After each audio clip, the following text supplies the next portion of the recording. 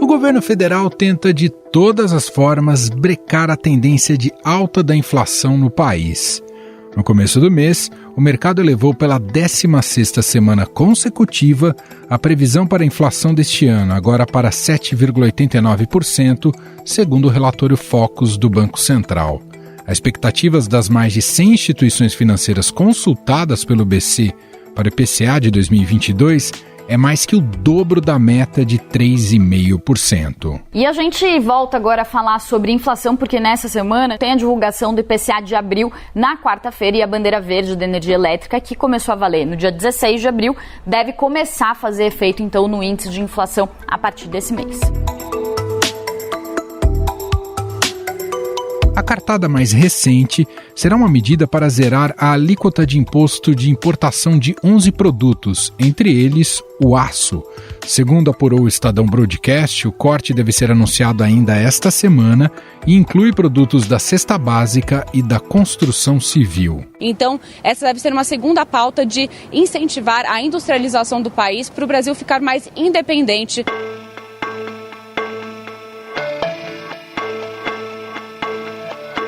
Os 11 produtos que serão zerados são os que pesam no bolso do brasileiro e têm ajudado a aumentar a inflação.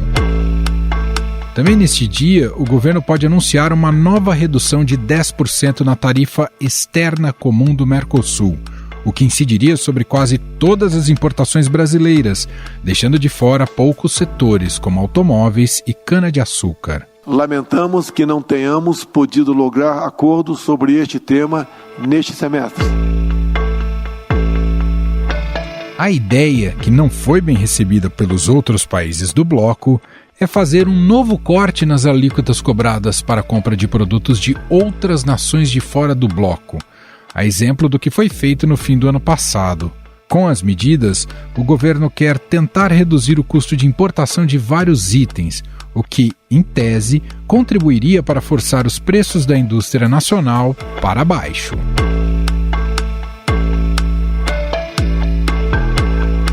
A avaliação é que a redução do tributo para importados pode ser feita sem prejudicar a indústria nacional, já que o decreto do presidente Jair Bolsonaro ampliou a redução do imposto sobre produtos industrializados de 25% para 35%. No entanto, na semana passada, o ministro Alexandre de Moraes, do Supremo Tribunal Federal, suspendeu de forma parcial a medida para os produtos industrializados no restante do Brasil que concorrem com os fabricados na Zona Franca. O ministro Alexandre de Moraes, do STF, ele suspendeu a redução do imposto sobre produtos industrializados, o IPI, sobre os produtos fabricados na Zona Franca de Manaus. Moraes questionou uma decisão do governo Bolsonaro de ampliar o corte do imposto de 25% para 35%, pediu para que a decisão fosse anunciada com urgência a Bolsonaro, além de determinar um prazo de 10 dias para que ele preste informações. Porém, a redução do imposto de importação dos 11 itens tem que passar pela Câmara de Comércio Exterior, grupo que reúne representantes de vários ministérios, além da presidência. Em um minuto, vamos analisar essas medidas do governo de olho na alta da inflação, numa entrevista com a economista Karina Bugarin. Compromissos ambientais são fundamentais para o crescimento de uma empresa e para garantir a competitividade. O iFood, empresa brasileira líder da América Latina em tecnologia do universo da alimentação, tem como propósito alimentar também o futuro do mundo por meio de metas, inovações, iniciativas e incentivos. Um dos incentivos é o programa iFood Regenera, que tem como objetivo zerar a poluição plástica das suas operações de delivery e tornar-se neutro na emissão de carbono, ambas até 2025. Para que essas iniciativas e metas aconteçam até o prazo proposto, a marca trabalha com compromissos assumidos publicamente com o time técnico, empresas parceiras, especialistas e formadores de opinião. Para que o resultado seja alcançado, o iFood dividiu os projetos em 3 etapas: reduzir, neutralizar e regenerar. Para saber mais sobre as iniciativas, acesse news.ifood.com.br. Estadão Notícias. Em março deste ano, o governo adotou medida semelhante ao zerar até o fim do ano os tributos de importação do etanol, alguns alimentos e bens de informática e de capital. No caso dos alimentos, foram zerados os itens da cesta básica com maior peso no INPC: café, margarina, queijo, macarrão, açúcar e óleo de soja. Também foi zerado o tributo sobre o etanol, que era de 18%. O governo federal reduziu a zero o imposto de importação sobre o etanol e 6 alimentos. E também aprovou nova redução de alíquota para importação de máquinas e equipamentos e produtos de informática. A redução das tarifas de importação é uma das bandeiras de Guedes. A promessa estava no programa eleitoral de Jair Bolsonaro em 2018. O economista-chefe de Jair Bolsonaro tem dito que vai liberar geral, ou seja, que vai reduzir as alíquotas de importação de bens industriais, fazendo uma farra dos importados, com uma consequência brutal para o desemprego no Brasil.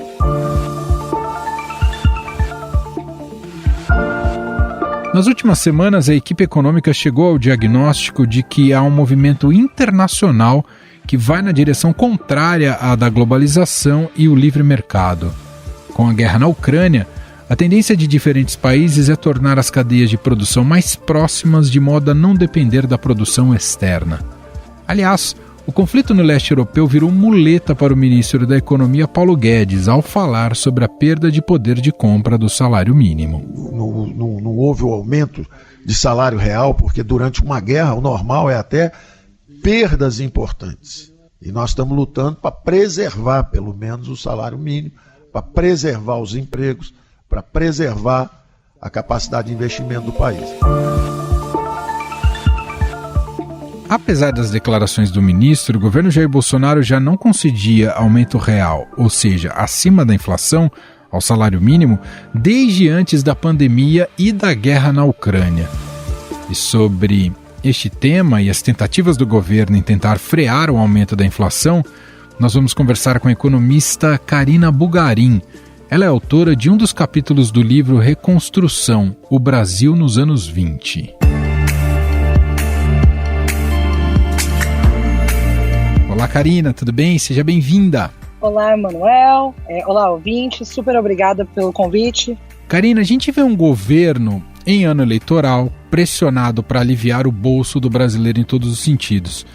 E a inflação tem se mostrado um bicho difícil de domar. Cortar impostos, seja o IPI, como já vimos, agora mais recentemente o anúncio é da possibilidade de zerar os impostos de importação, como foi ventilado, ainda precisa ser aprovado, mas medidas como essa podem surtir efeito? Bom, primeiro, Emanuel, me permita só diferenciar um pouquinho as coisas para os nossos ouvintes. Revisar impostos cumulativos é um caminho correto, só que esse é um caminho correto dentro de um arcabouço de uma reforma tributária maior, uma reforma tributária que o país de fato precisa para tornar o nosso sistema tributário mais eficiente e menos regressivo. A gente não precisa de intervenções pontuais, a gente precisa de uma revisão agregada. Um ponto importante é que muitas dessas propostas estão sendo postas como medidas temporárias. E aí, do ponto de vista de eficiência, o que naturalmente ocorre? Os agentes da economia vão antecipar. Então, a gente está zerando o imposto de importação temporariamente. Está zerando o IPI temporariamente. A gente não está fazendo isso permanentemente. O que isso termina causando na economia? Uma antecipação. Você antecipa que no futuro isso vai voltar e você termina gerando distorções. Então, isso por si só já é uma medida um pouco limitada. Outra coisa que eu acho que é importante diferenciar é que o controle inflacionário, ele é papel da autoridade monetária. A nossa autoridade monetária é o Banco Central. Então, uma coisa é a revisão de impostos cumulativos, que é importante para tornar o sistema brasileiro mais eficiente como um todo. Mas isso não é a mesma coisa que o controle inflacionário. O controle inflacionário é feito pela autoridade monetária. E aí, nesse contexto, o problema no nosso país hoje é que a gente tem o que, dentro da teoria econômica, a gente chama de dominância fiscal. E, no no caso brasileiro, parece ser mais o caso de uma dominância do legislativo sobre o poder público. A política de gastos públicos está atrapalhando o controle inflacionário. Porque, no fundo, o que ocorre é que a saúde fiscal das contas públicas é a âncora de qualquer moeda. Isso é verdade para qualquer país. E esse que é o ponto crítico. A gente não está com essa âncora. A gente gasta mal e o nosso Congresso está comprometendo a capacidade de ter uma política fiscal saudável. A gente está gerando mais incerteza, dado que já estamos em um cenário de incerteza. O que termina fazendo com que o mercado não consiga precificar e a gente termine vendo uma pressão inflacionária cada vez maior. O ministro da Economia, Karina, falou em choque de demanda sobre essa questão de zerar os impostos, que isso poderia, na ponta, diminuir o valor dos bens de consumo para a população. No final das contas, isso surte um efeito pouco eficiente, apesar de desejável para a indústria ter um ambiente mais favorável? Olha, a primeira coisa que é importante dizer dessa narrativa é que, historicamente, o que a gente vê é que toda vez que se usa uma narrativa como essa, o que você está tentando vender para a população? Você está tentando dizer, olha, eu vou cortar imposto para tentar suavizar o seu consumo. Eu estou tentando garantir que aquelas pessoas que são mais vulneráveis consigam ter consumo mais constante, mesmo em face a uma grande inflação. Ora, mas se a questão é suavizar o consumo, por que não subsidiar diretamente o consumo? Essas medidas relacionadas a diesel e gás não vão chegar na ponta.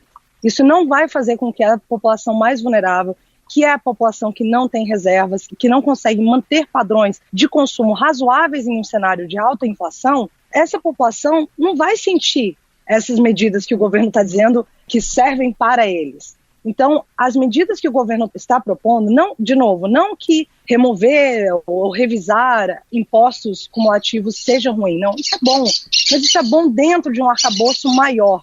Essa medida não vai ser eficiente, isso não vai chegar na ponta, e principalmente isso não vai chegar nas pessoas que neste momento estão enfrentando um desafio imenso de manter um mínimo de consumo. Em relação ao controle inflacionário, o Banco Central tem tomado as medidas possíveis, né, e aumentando a taxa de juros. O que explica o fato disso ainda não ter baixado efetivamente a inflação? Tem mais relação com o cenário externo, Karina? Emanuel, essa é uma ótima pergunta e sim, a resposta é que a gente está vendo um cenário de alta incerteza, tá? E aqui é muito importante diferenciar risco de incerteza. Risco é quando a gente consegue minimamente entender a probabilidade de um evento. Incerteza é quando a gente não consegue entender nada, a gente não sabe de nada, a gente está dando tiro no escuro. Hoje o mundo vive um cenário de altíssima incerteza. A guerra da Ucrânia e as novas medidas de lockdown na China, relacionados ao aumento de casos de Covid agora lá, estão gerando cenários de incerteza muito grandes. Isso faz com que se tenha pressão inflacionária no mundo afora. Ou seja, mesmo o Banco Central adotando todas as medidas corretas para controle inflacionário, vai respingar no Brasil o cenário externo. Não tem como a gente se blindar 100% disso. Outra medida recente que o governo anunciou é a liberação isso já vai começar a correr, a liberação dos saques do FGTS. Isso também tende a estimular o consumo. Como é que isso entra nessa equação do que a gente está conversando aqui, tanto estímulo da economia quanto controle inflacionário?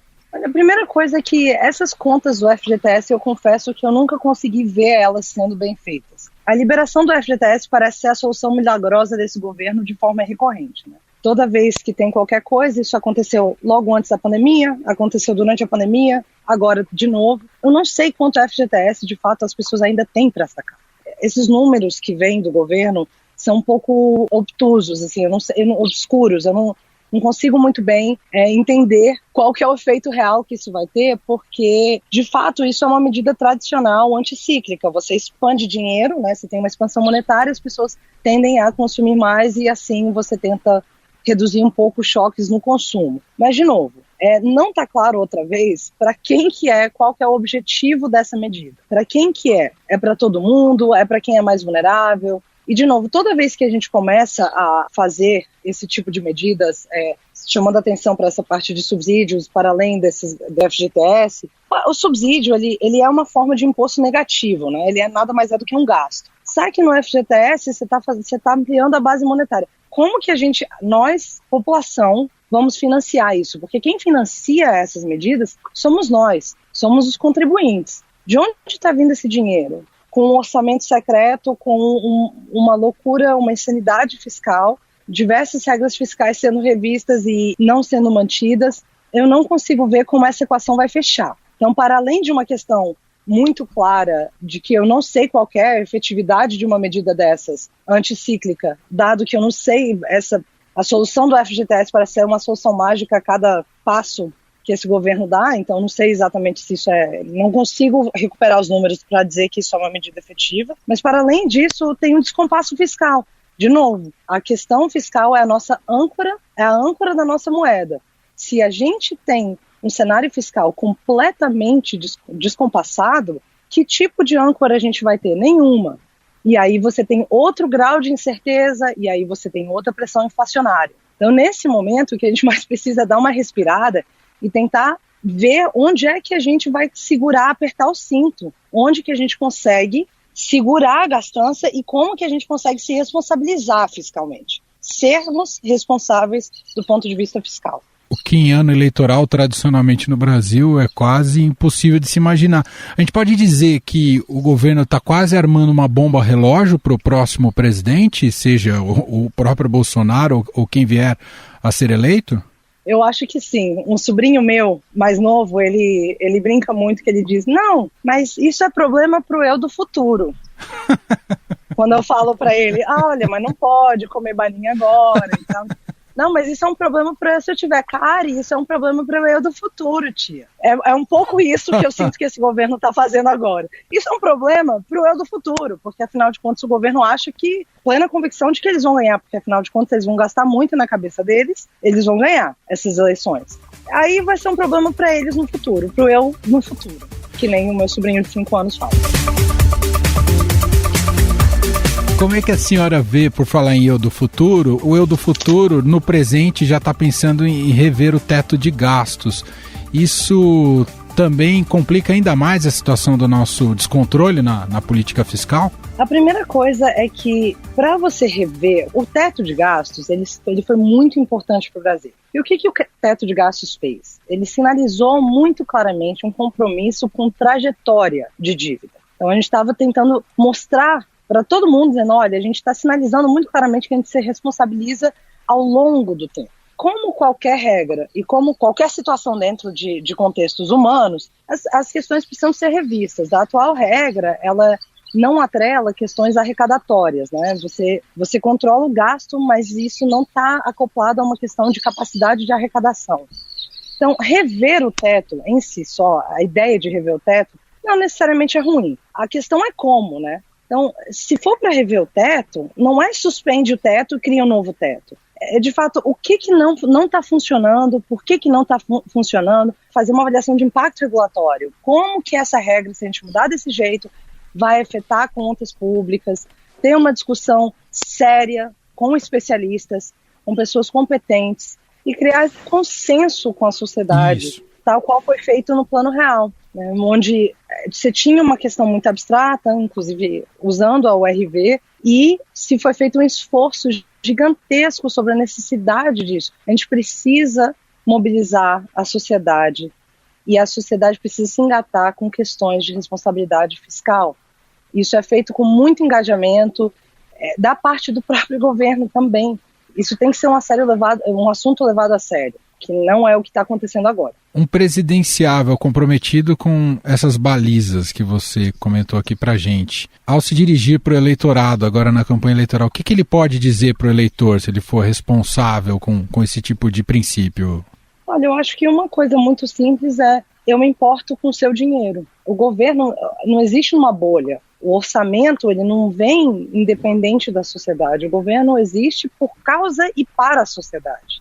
A capacidade do governo de gastar, o dinheiro do governo, ele vem da sociedade. Eu acho que um recado importante é, olha, eu me importo com o seu dinheiro. Então eu me importo com prestar contas a você pelo uso do seu dinheiro. Eu me importo com como eu estou escolhendo, onde eu estou escolhendo colocar o seu dinheiro.